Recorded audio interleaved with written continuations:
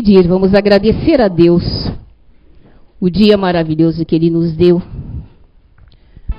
a oportunidade que Ele nos dá de estarmos aqui reunidos, abraçando essa espiritualidade que nos abraçou em primeiro lugar, nos dando força, ânimo para chegarmos até aqui, para podermos ouvir os ensinamentos que Jesus já ensinou há tanto tempo, mas ainda levamos tempos para aprender.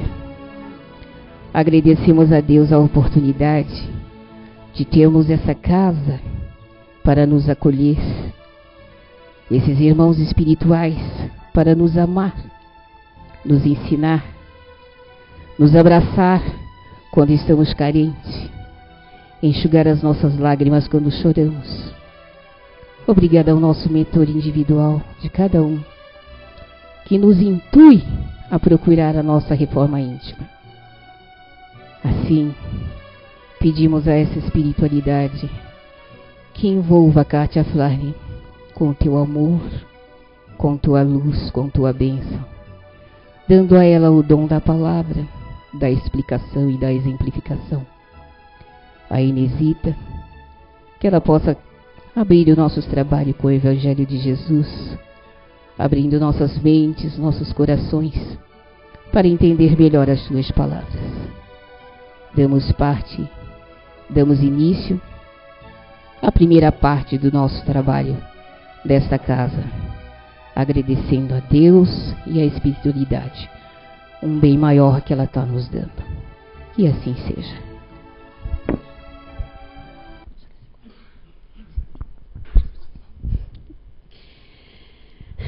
Ajuda-te e o céu te ajudará.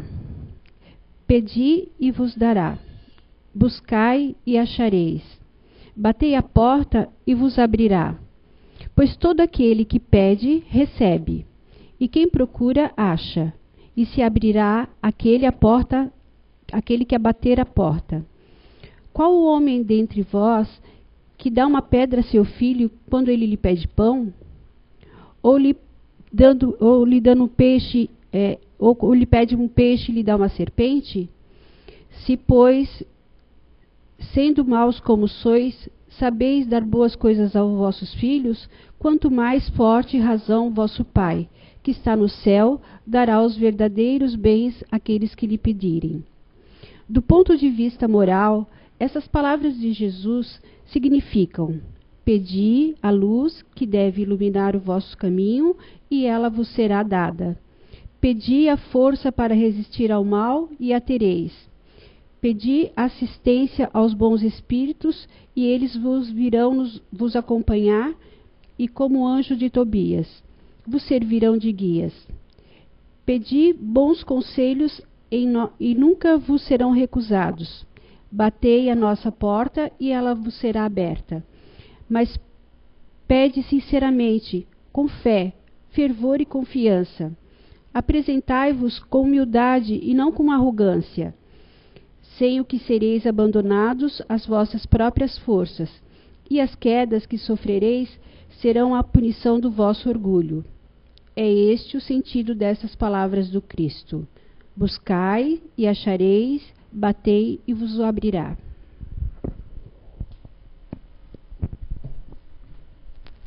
Boa tarde a todos.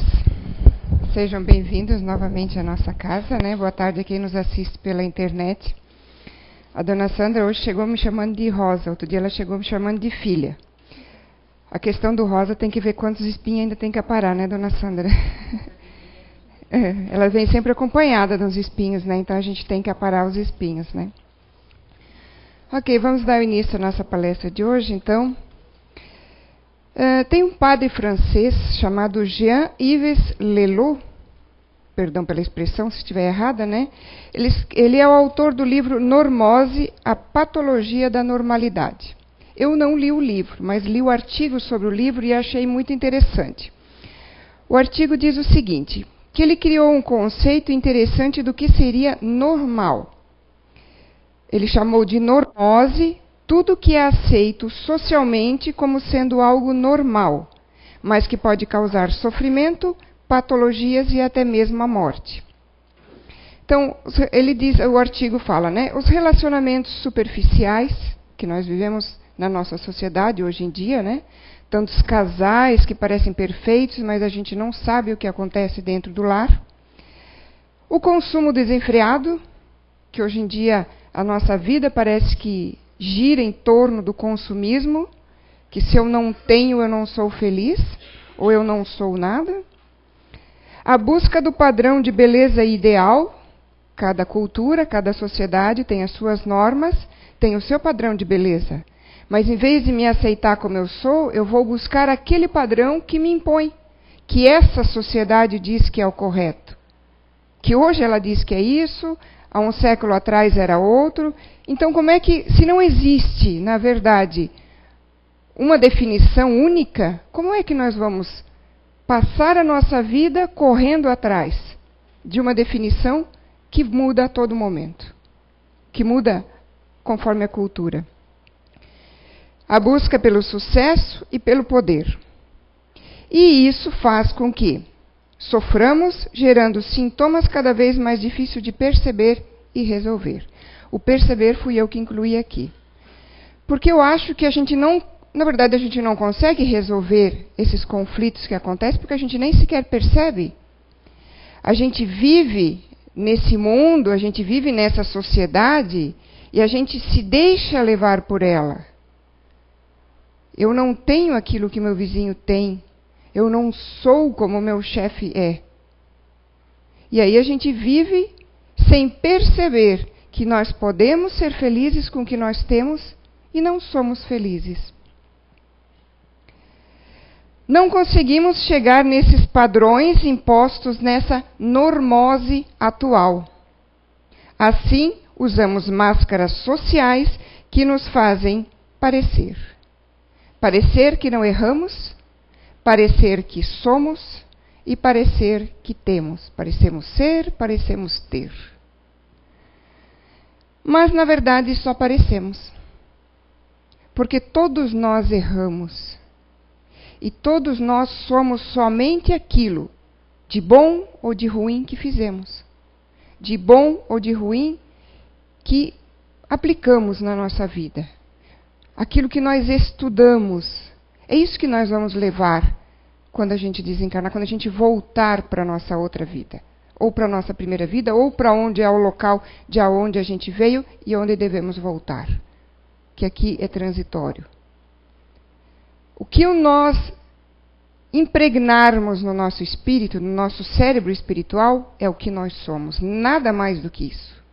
E nós não temos nada também. É tudo usufruto. Começando pelo corpo, que a gente corre atrás de um padrão, que a gente passa fome muitas vezes, que a gente fica doente, atrás desse padrão, que nesse momento é isso, daqui a outro momento vai ser outra coisa. E deixamos de perceber isso. Deixamos de compreender que nada temos. Tudo é usufruto e tudo ficará quando partirmos. E nessa busca desenfreada, surge então no ser humano a culpa. O que é a culpa? A culpa é a consciência do erro. A consciência de um erro que vai acabar nos trazendo um sofrimento. Eu gosto muito de fazer uma analogia. A nossa dor espiritual ou moral, vamos chamar assim, com a nossa dor física. Vamos supor que eu tenho uma úlcera, eu não sei ainda, mas eu estou com dor. E eu fico com aquela dor, e eu vou enrolando, e fico com aquela dor, e aquela dor vai aumentando, e eu vou enrolando. Vai chegar um momento que eu vou procurar ajuda. Então eu vou lá no médico e eu vou ter o diagnóstico. Eu vou procurar o diagnóstico dessa dor que eu tenho. Eu já estou na segunda fase. A primeira fase foi eu ter uma dor. O meu corpo está me avisando de alguma coisa que eu não percebi ao longo do tempo. Primeira fase. A segunda, eu vou procurar, buscar descobrir o que é isso que eu tenho. Então eu vou ao médico. E o médico me dá um tratamento.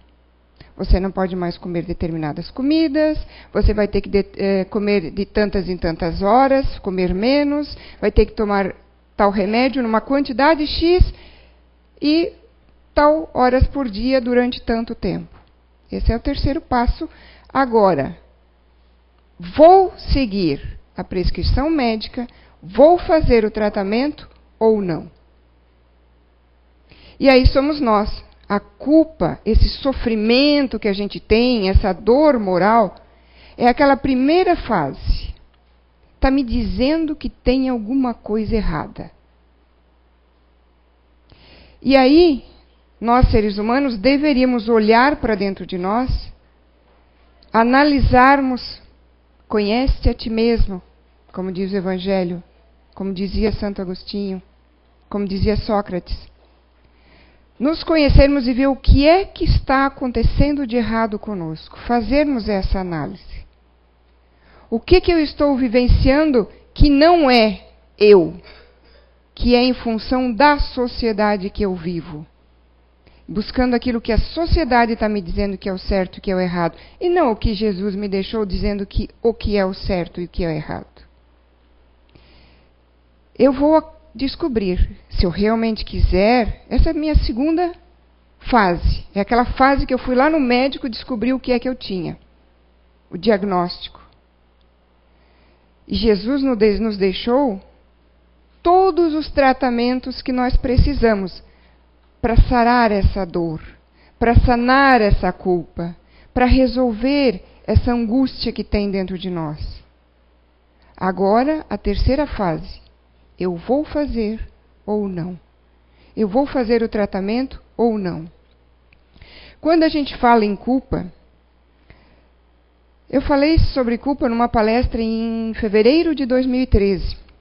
E eu trouxe a seguinte situação, que a culpa não é algo ruim, porque a culpa vem nos mostrar que tem alguma coisa errada acontecendo com a gente, acontecendo com a nossa vida, com o que nós estamos fazendo.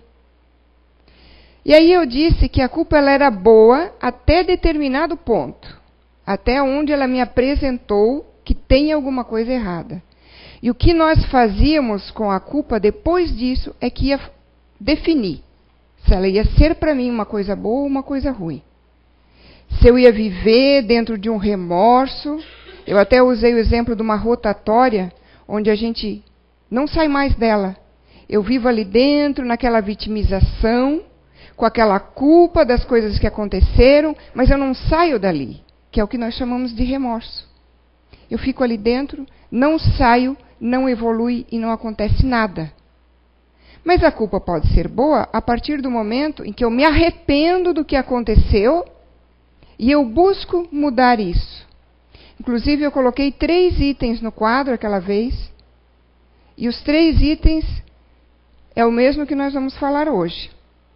E procurando agora, pesquisando novamente para essa palestra, eu achei um outro artigo muito interessante em que a pessoa define o seguinte, que esse sofrimento que a gente vivencia, que a gente tem por causa desse sentimento de culpa, ele pode ser vivenciado por nós de 2 formas. De uma forma saudável ou de uma forma patológica. E aí a forma patológica seria o remorso. E o que seria o remorso? Remorso é uma palavra que vem do latim, remorso, e quer dizer sentimento de aflição ou tristeza causado pela prática de um ato reprovável. A gente já pode perceber que aqui não tem ação. No remorso não tem atitude.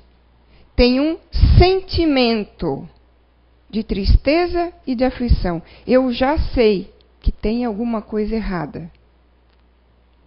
O remorso, eu trouxe várias definições em tudo que eu pesquisei, né? É o arrependimento sem a melhora, sem a reparação. É a atitude de se remoer, de se ressentir, de ficar numa rotatória. É água parada que não faz avançar. Mas esse sentimento de culpa, esse sentimento que a gente vivencia, ele pode ser saudável? E como que ele pode ser saudável? se nós tivermos o arrependimento. Uma palavra grega que vem de metanoia. Metanoia, meta quer dizer além, e noia, na verdade, nous quer dizer pensamento. Então é mudança de pensamento, é mudança de mente. Metanoia, no sentido religioso, é conversão espiritual, moral e intelectual. É uma mudança de direção.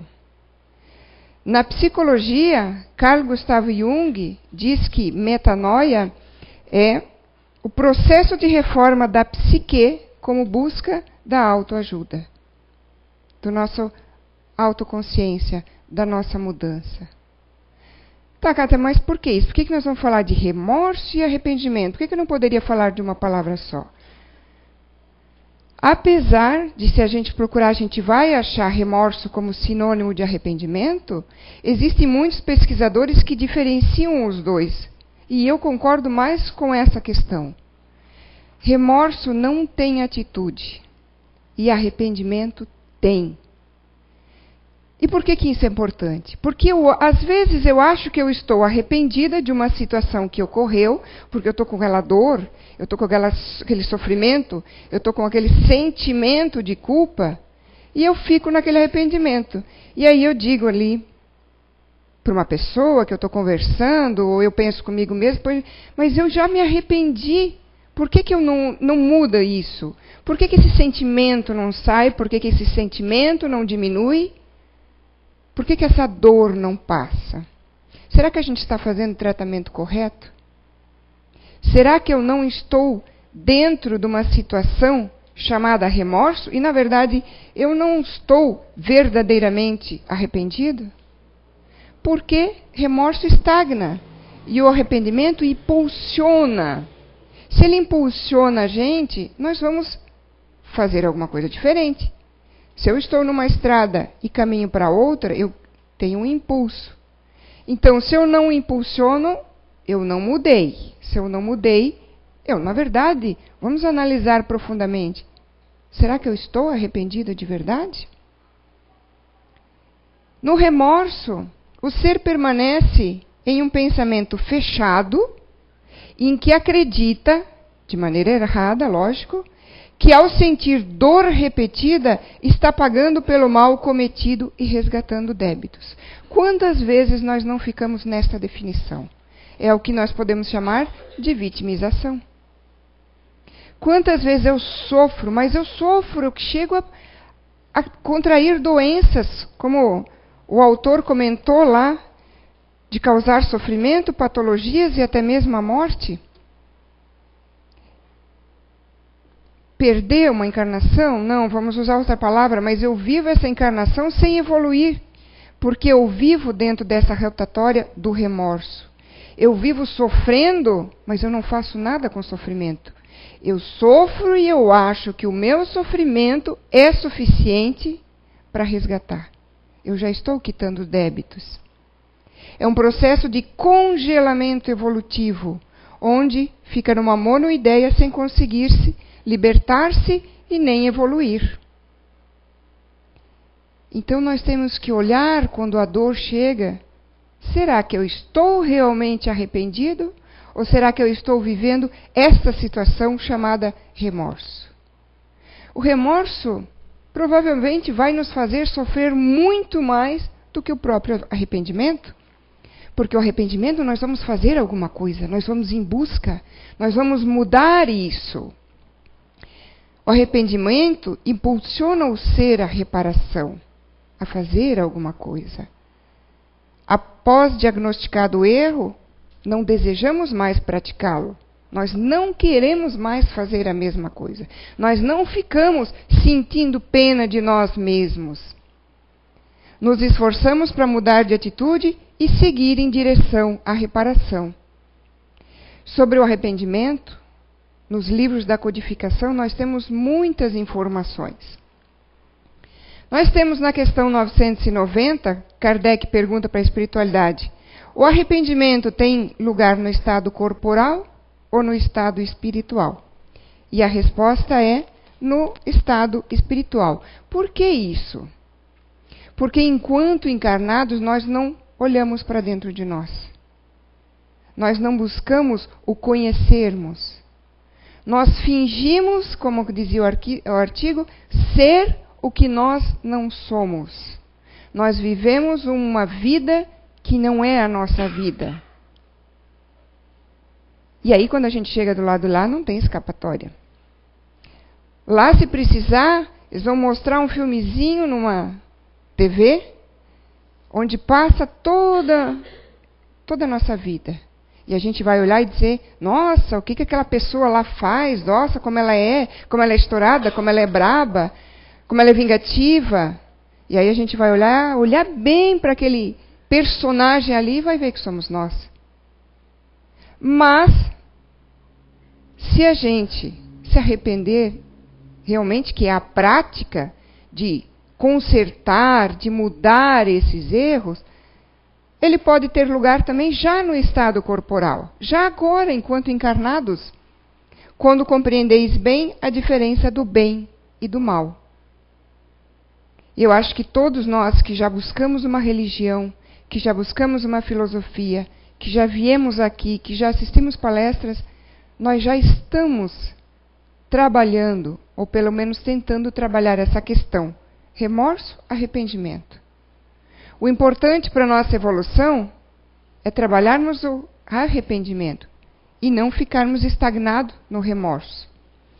Na questão seguinte, qual a consequência do arrependimento no estado espiritual? Então a gente fez, brincou, estabanou nessa vida, não deu bola para nada, chegou lá, se arrependeu.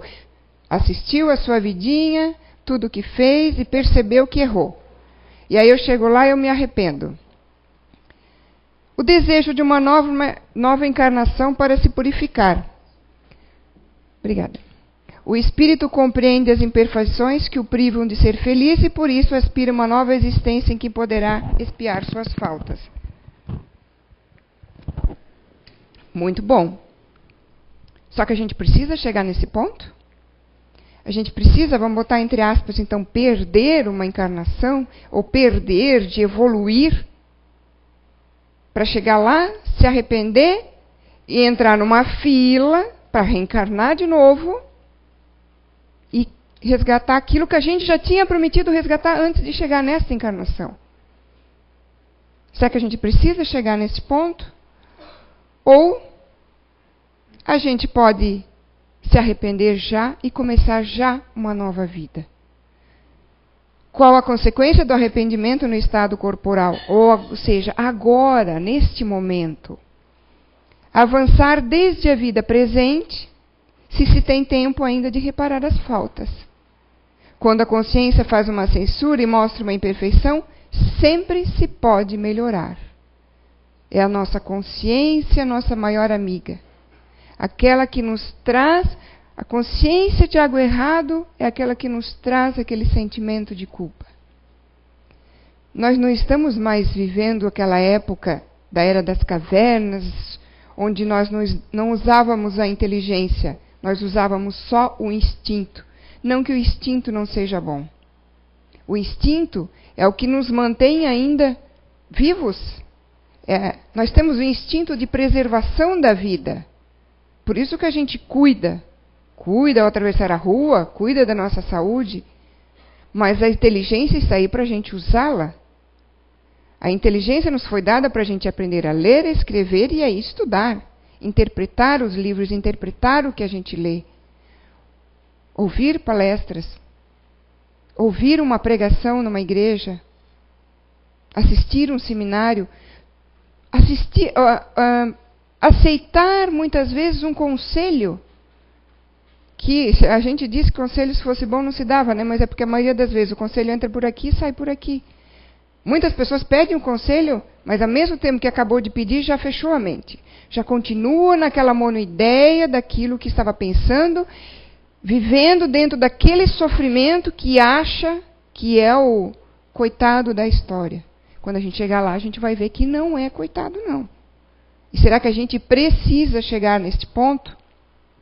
Então, por que nós não podemos começar já agora com tantas condições, com tantos ensinamentos, com tantas oportunidades que nós temos? desde que Jesus veio, que já nos deixou os mandamentos. Se a gente só seguir os mandamentos, a gente não precisa estudar mais nada. Se a gente só praticar os ensinamentos, nós já vamos fazer o que é correto. O livro Céu e Inferno, outro livro da codificação, também nos fala sobre arrependimento. É o primeiro passo para a melhoria. Mas só ele não basta, é preciso ainda a expiação e a reparação. É a atitude de mudar isso. O arrependimento pode ocorrer em qualquer parte e em qualquer tempo, mesmo que nos trouxe o livro dos Espíritos. Se é tardio, o culpado sofre por mais tempo. Por quê? Porque se eu me arrependi só na hora, lá no leito da morte, eu vou ter, como a dona Sandra muito bem colocou, o Papai do Céu nos dá todas as chances. O arrependimento no leito da morte pode até fazer com que eu seja ajudado no meu desencarne. Quanto que se eu não tivesse nem o arrependimento, de repente sabe o que estaria me esperando do lado de lá. Mas, para essa encarnação foi tardio. Pode ser que eu consiga pedir perdão para algumas pessoas, mas pode ser que eu não consiga mais. Então, por que não praticar isso a partir de hoje já? A partir do momento que eu tenho consciência disso. E aí eu preciso esperar muitas vezes a próxima encarnação para começar a resgatar. Isso não, sem contar que muitas vezes porque a gente não evolui. O que a gente sabe, o que a gente aprendeu, a gente sabe e aprendeu e não vai esquecer. Pode haver uma encarnação em que a gente venha sem esse conhecimento, porque naquele momento ele não é necessário. Mas assim que eu voltar para lá, eu recupero ele. A gente não evolui, mas eu posso sim contrair mais débitos do que eu já tinha. E a gente tem que se perguntar o que nós queremos para nós, o que nós queremos para a nossa vida. O arrependimento abranda as dores da expiação no que traz a esperança e prepara os caminhos da reabilitação. Então nós vimos o livro dos Espíritos, nós vimos o Céu e o Inferno, o livro Céu e Inferno, e nós o escutamos hoje, que a Inesita nos trouxe no Evangelho, ajuda-te e o céu te ajudará. Nós nunca estamos sozinhos. Só que a gente não quer fazer isso aqui, ó.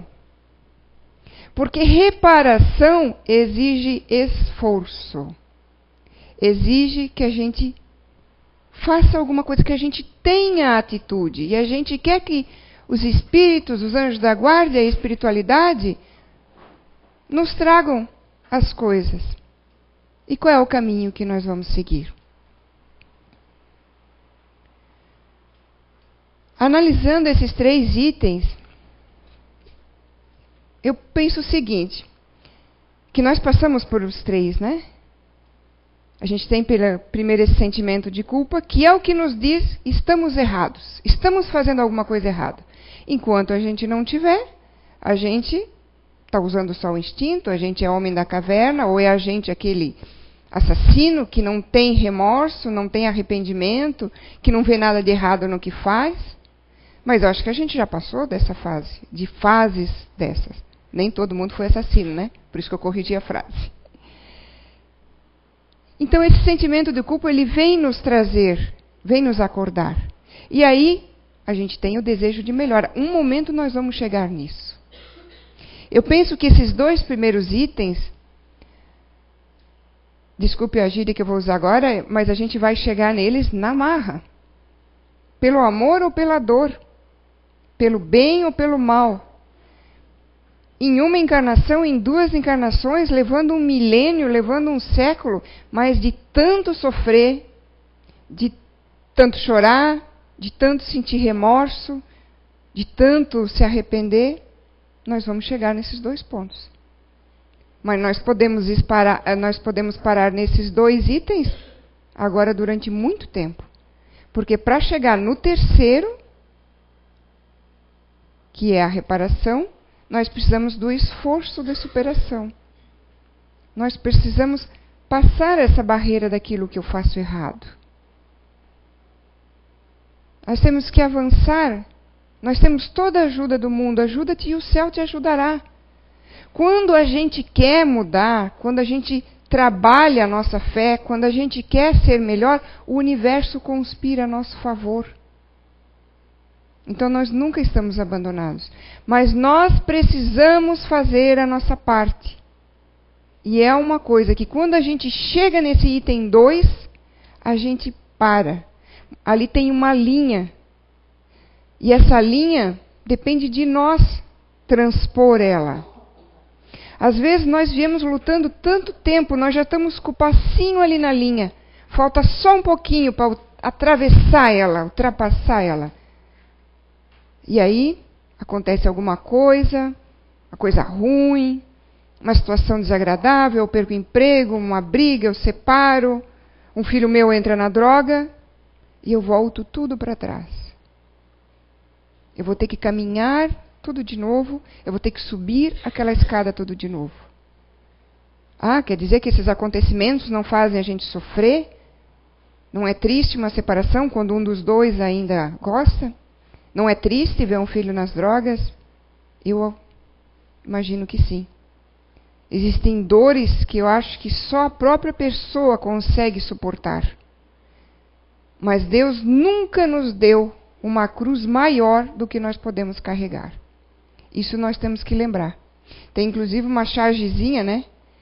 Que mostra o bonequinho carregando uma cruz e ele reclamando do tamanho da cruz, reclamando do tamanho da cruz. Aí Deus vai lá para ajudar ele, corta um pedacinho da cruz. Aí ele anda mais um pouquinho, aquela cruz está muito pesada. Vai lá, recebe ajuda, corta mais um pedacinho da cruz. E assim vai, até a cruz ficar bem pequenininha. Aí de repente ele se vê num despenhadeiro. Tem um abismo aqui e ele tem que transpor deste lado para o lado de lá. Que é a linha que nós temos que ultrapassar. E a cruz, ela é curta. Ela não serve mais de ponte para ser colocada em cima desse abismo. E aí, vamos fazer o quê? Vamos recomeçar. Tudo de novo. Nova encarnação, com os mesmos débitos, quem sabe maiores, mais, não sei se a gente contraiu mais ainda. Eu não vou dizer que tudo o que acontece tem que acontecer. Uma separação muitas vezes não tem que acontecer, um filho não tem que acontecer entrar numa droga porque tem que acontecer. Às vezes uma morte acontece porque tem que acontecer. Nem todas acontece isso. Às vezes não era para ser naquela hora, era um pouquinho mais adiante, mas às vezes era para acontecer naquela hora. E se não acontecesse daquele jeito, ia acontecer um pouquinho diferente. Como tem aquela história verídica de um rapaz que passou na faculdade de medicina, saudável, nunca fumou, nunca bebeu, praticava esportes, filho de um médico cardiologista que no pátio da faculdade morre de um ataque cardíaco fulminante. Era para ser. Depois veio a explicação de que era para ser. E teve que ser assim porque ele não cometia deslizes. Ele não fumava, ele não bebia, ele não dirigia doidado de carro. E como é que nós vamos levar ele se está na hora dele? Então vai ter que ser assim. Então tem muitas vezes que é a nossa hora. O importante é nós aprendermos com tudo o que acontece na nossa vida. É repararmos, é nos esforçarmos. Porque a nossa reparação depende de esforço. Eu gostei muito dessa frase aqui. Aqui está dito que foi dita por Sócrates, mas eu achei ela em vários sites com escrito embaixo autor desconhecido. O que importa agora é o que ela nos traz de mensagem, né? A felicidade não está no fim da jornada, e sim em cada curva do caminho que percorremos para encontrá-la. Porque a gente passa a nossa vida em busca da felicidade. E a gente não para pensar que ela esteve no nascimento do nosso filho, no dia do meu casamento, naquele emprego que eu consegui, que parecia que nem era o emprego que eu queria. Aquele filho de uma gravidez que eu nem estava planejando.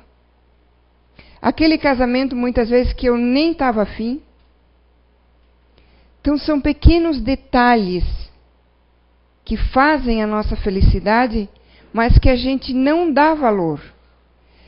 E aí a gente vai buscar onde? A gente não vai buscar nos ensinamentos de Jesus. A gente não vai buscar nas religiões, nas filosofias. A gente vai buscar naquilo que o ser humano construiu, dito como certo, que é a sociedade que nós vivemos.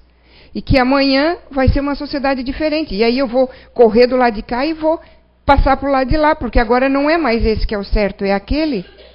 Se a gente viver só dentro dos mandamentos de Jesus e o que traz o Evangelho, nós seremos muito felizes. O Livro dos Espíritos ainda nos traz que Allan Kardec ele faz o seguinte questionamento. O homem, ele que está sujeito a erros, né? Não se pode enganar na apreciação do bem e do mal e crer que está fazendo bem quando na realidade está fazendo mal? E a resposta que nós recebemos foi: Jesus já vos disse, fazei aos outros o que gostaria que fizessem a você. Então, se nós praticarmos este mandamento, não tem como a gente errar. Eu não vou gritar com ninguém, eu não vou puxar o tapete de ninguém, eu não vou fazer mal para ninguém, porque eu jamais vou querer que façam isso comigo. Então, se eu só praticar isso, já é um grande começo, já é o nosso esforço, já é a nossa atitude. Nós já estamos neste caminho aqui, ó, o caminho da reparação. O que nós temos que entender é que nós levamos aquele item 1 e 2 lá que eu falei. Nós levamos séculos, nós levamos milênios, nós levamos várias encarnações para chegar aqui. Nós não podemos querer ser egoístas e ser tão orgulhosos ao ponto de querer, numa encarnação, sermos perfeitos. Deus não quer a nossa perfeição. Deus quer o nosso esforço, a nossa atitude, o nosso melhoramento constante. Porque o nosso destino é a perfeição, não a perfeição de Deus, porque senão nós nos igualaríamos a Ele.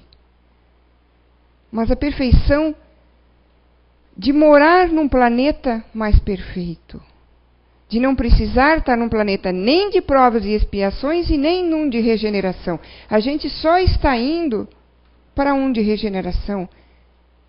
E quem de nós vai chegar nele? Ou nós vamos continuar num planeta de provas e expiações? Porque eu vivo a minha vida dentro de um remorso, sentindo pena de mim mesmo. Porque a vida isso, porque a vida aquilo. Não, a vida trouxe tudo o que eu busquei para mim. Eu reencarnei onde eu precisei reencarnar. Eu tenho a vida que eu precisei ter, ou que eu trabalhei para ter, ou que eu não trabalhei para ter. Que eu deixei a coisa rolar. E eu não tomei nenhuma atitude, eu não tomei nenhuma decisão, eu não fiz nada, eu deixei. Se eu deixei, eu também não posso reclamar. Chico Xavier já nos dizia, antes disso tem um outro slide aqui. Qual é a saída que nós vamos pegar? Porque a porta larga, o caminho reto, ele é mais fácil. Eu vou na onda do que a sociedade me diz que é melhor. Acabar com a minha saúde para parecer bonito. Acabar com o meu lado financeiro, que daí acaba com a minha saúde para mostrar que eu tenho aquilo que eu não tenho. Qual é o caminho que nós vamos seguir? Para isso Deus nos deu o livre-arbítrio. A decisão só cabe a nós. O esforço só cabe a nós. A ajuda nós temos. Mas a atitude depende de nós. E Chico Xavier já dizia que todo dia é como se nós tivéssemos no nosso livro da vida uma página em branco. Hoje eu vou escrever o meu dia. Meu dia não está predestinado. Eu perder a paciência no trânsito não está predestinado. Eu perder o emprego, quando eu vou chegar lá, eu não sabia, perdi o emprego, não está predestinado. Alguma coisa levou a isso. Vamos olhar as páginas anteriores do meu livro. Ah, mas é difícil? Não, não é difícil a gente trabalhar a nossa reparação.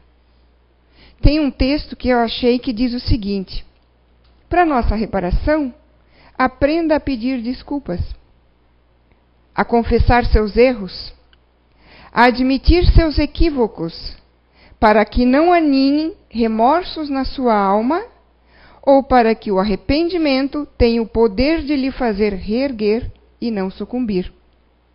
Considere que você não é infalível. Dê-se conta de que não é invulnerável. E assim terá tranquilidade em admitir o lado que ainda vibra feio em sua intimidade, que nós todos temos, os nossos espinhos que têm que ser aparados. A mudança só cabe a nós. A gente pode ter a vida mais difícil que a gente acha que tem. Pais que eu reclamo, marido que eu reclamo, esposa que eu reclamo, filhos que me trazem problemas, mas nada disso vai ser desculpa. Quando nós chegarmos do lado de lá, a pergunta vai ser: o que você fez para o seu próprio melhoramento? Eu quero ler uma psicografia só para a gente ver que às vezes a gente acha que o nosso problema é o maior de todos, né? E que a gente está num fundo de poço e que a gente não tem como sair. Mas às vezes, se a gente olhar para os outros, a gente vai ver que os outros têm um problema muito maior do que o nosso. Essa psicografia foi recebida aqui na casa, na reunião mediúnica de 12 de outubro deste ano, pelo médium Roberto Oliveira. Para quem não conhece, foi nosso palestrante de domingo passado. Ele está sempre aqui na informática, então a maioria das pessoas não o vê. O nome da psicografia é Zito. Zito era um garoto de bem. Morava numa favela em São Paulo. Passava fome na maioria das vezes. Seus pais brigavam muito. Sua mãe cuidava de mais 5 filhos. Zito era o 6º. Seu pai vivia de bicos e gastava uma boa parcela em bebidas e cigarros. Zito era diferente. Tinha planos de estudar, aprender e aplicar o conhecimento na mudança da vizinhança. Zito não faltava na escola, nem quando apanhava do pai. Sempre tomava cuidado para não deixar os ferimentos à mostra, pois sabia que não poderia voltar para casa. Zito não se revoltava, resignava na fome, apanhava calado, mesmo seu pai provocando. Sua mãe sofria com isso. Seus irmãos buscavam meios de fugir, mas Zito não. Queria viver, queria ser feliz, mesmo que a felicidade ainda fosse esse sofrimento, para ele, passageiro. Observem que durante anos Zito buscou seu objetivo. Seu pai morreu quando ele fez 16 anos. A dor não foi maior, pois havia a cessão do sofrimento. A cessão no sentido de ter parado, né? Naquele ano perdeu um irmão para o tráfico e o outro para em uma batida policial. Os 3 que sobraram fugiram para o interior e nunca mais voltaram. Ficou com sua mãe durante mais 10 anos. Seu esforço foi grande, que ganhou uma bolsa para a faculdade. Trabalhava das 4 horas da manhã até as 16 horas da tarde, 4 horas da tarde, depois ia para a aula. Sua mãe não entendia por que ele fazia isso. Cuidava dela. Sempre que tinha tempo, levava ela para passear na cidade. Queria levar ela para ver o mar. Foram 10 anos de trabalho, esforço, estudo e amor ao próximo. Sua mãe não viu Zito se formar.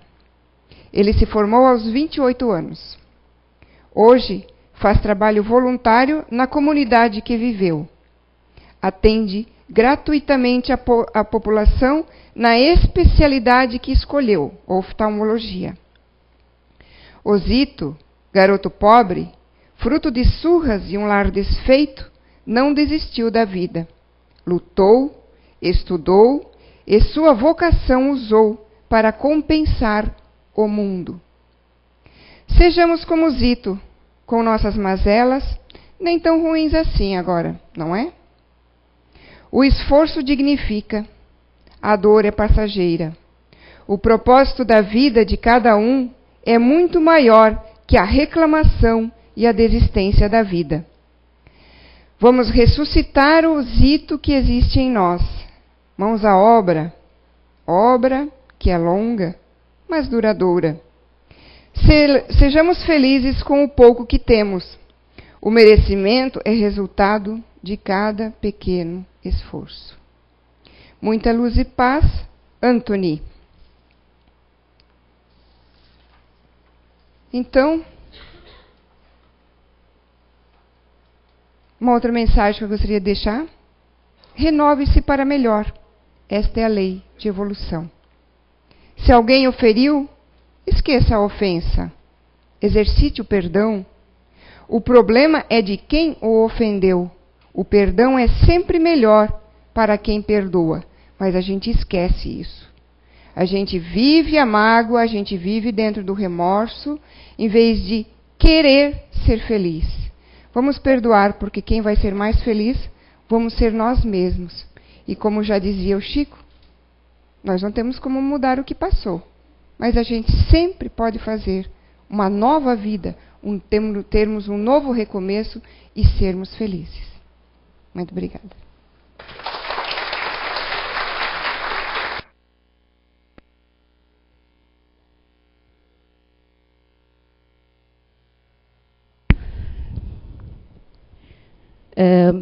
Quando mamãe plantava rosa, eu a via plantar as rosas, e uma das mais belas rosas era uma rosa vermelha que tinha no jardim. Ela era enorme, e ela era cheia de espinho, mas o espinho era a proteção. Não subia largata, não subia formiga, era a rosa mais linda do jardim.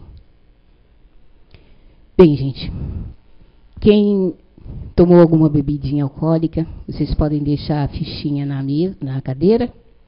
Não entra na sala de passe, porque essa sala é preparada para os nossos irmãozinhos carentes de amor, carentes de abraço, dos espíritos, para recuperar as forças dele na segunda-feira. E se entrarmos com álcool, ela quebra essa harmonia. Agora vamos fechar os olhos e ouvir a oração que a Cátia Flane vai fazer.